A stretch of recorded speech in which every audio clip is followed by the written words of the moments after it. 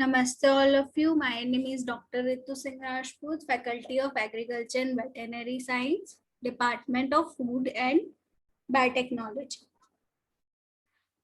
Jyoti Vidyapeeth, Women's University, Jaipur. Now, in this session, we will discuss about the retrovirus method and the liposome nanoparticles method. So, first of all, I have tell you what is a retrovirus. The recombinant retrovirus have the ability to integrate into the host genome in a stable fashion manner.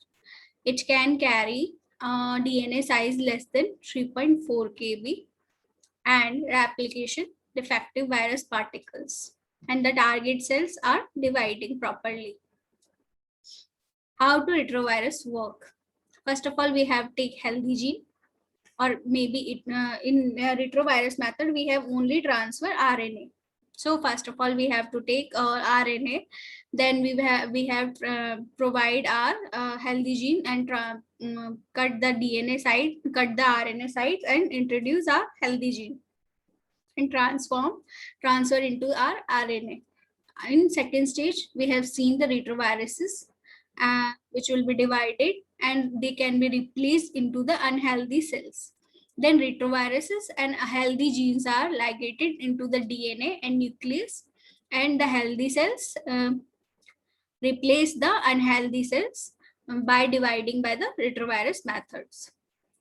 In retrovirus, adenovirus method is also similar as a retrovirus method, but in retrovirus method there is a the vector is a RNA, the gene, it will be transplantation by the RNA, and in adenovirus there is a DNA genome used as a good vector, and the targets are non-dividable human cells, and it can be used in a common cold adenoviruses.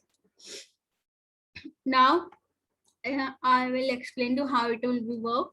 First of all, vector binds to the cell membranes. Then it will be viral DNA, new gene or viral DNA, modified DNA injected into the vectors. The vector is the packaged in a vehicle. Then vehicles break down into the releasing vectors. And that vector injected into the gene, into the nucleus. Then cell makes protein using new gene. Then this is a general procedure of the gene therapy, which is used in transfer our vectors for DNA, or it will be RNA. It will be anything else. This is a general procedure to transfer or introduce our new therapeutic gene into the our cells. This is a general method of produce healthy healthy cells replaced by the unhealthy cells. Now I have told you. Now we have discussed the liposome and nanoparticles method.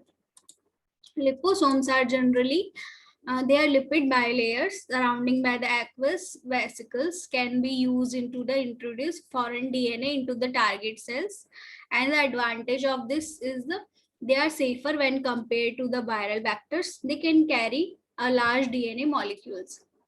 Lipofaction, this is the technique used to the inject genetic material and into the cell by the means of the liposomes. Liposomes are artificial phospholipids vesicles used to deliver a variety of molecules, including DNA, into the cells.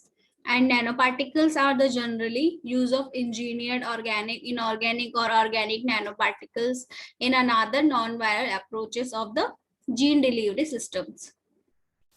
Generally, the lipofaction is the technique which is generally used in a lysosome. The gene transfer mediated by the lysosome, like liposome, was firstly described by the Fengler in 1980. Liposomes are used to form of the fusogenic particle with the DNA. They are hydrophobic, unilaminar phospholipid vesicles, and such as a vehicle when the mix with the cells in the culture fuse with the cell membrane and deliver DNA directly into the cytoplasm.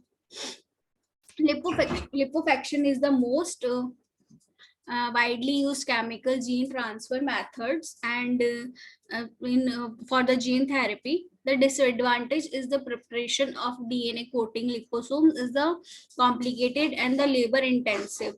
One particular advantage of the method was ability to transform the mouse cell in vivo by injecting liposomes into the tail vein, and the liposome mediate transfections, and it is generally was done by the first non-viral technique device, especially for the vivo DNA transfer techniques. The efficiency of the liposome mediate genes are generally can be transferred into the enhance of incorporating viral proteins to the facilitate active fusion between viral envelopes and the cell membranes, and such as a fusogenic the facilitate the active fusion between it is termed used as the virosomes. So liposome is the highly reproducible and the extremely effective for the both transmit and the stable transfection. It is allow up to the 90% of cell in a culture to the transfected. Also demonstrate the stable of the transfection and efficiency up to 20 folds greater than standards chemical and the transfections method. So generally this is the one of the drawback of the approaches of the lipids are the usually difficult to prepare in the laboratories, so they must be there for the purchase from the commercial sources and they can be very expensive. So lipid based transfection regions are generally positively charged head groups and the linker the hydrophobic anchors. The head groups are generally contained between 1 or 4 amine group, and this is generally joined with the either glycerol linkage or aliphatic hydrocarbon chains anchors. So through a variety of the linkage of the cholesterol anchor, it can be done by the physical transfection techniques. So this is the lipofaction techniques which will be used in a liposome manner, liposome and nanoparticles. And we have discussed about the retrovirus method, and we have talked about the adenovirus method. If we have talk about the exam point of view, they will be asked that how many types of bacteria are using in a how many types of bacteria using in gene therapy, what is the retrovirus method, what is the adenovirus method, and what is the difference between retrovirus and adenovirus methods, and how it will be used. And they can be asked a normal question like how to the nanoparticle used in a how will be nanoparticle used in a gene therapy method, and how to be retrovirus method used in a gene therapy method, and what is the lipofaction technique, what is the liposomes. And they can ask you a normal question, the advantage of the lipofaction, the disadvantage of the lipofactions, and the lipofaction derived from the which cells, and how do they make, how do we produce, and what is the advantage of the retrovirus matter, how much size of kb genome they can be carry, and what is the most important method for the gene therapy method, what is the difference between the nanoparticle and liposome methods. So these general questions are arrived in your examination, which is based on these methods which is related to our gene therapy methods.